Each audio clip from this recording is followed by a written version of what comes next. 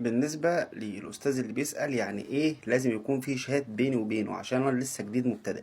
طيب، أولا علشان تقدر تثبت إن في حاجة بينك وبين حد أو إن هو شتمك، فطبيعي لازم يكون معاك شات أو أي حاجة تثبت إن أنت اتشتمت على مواقع التواصل الاجتماعي.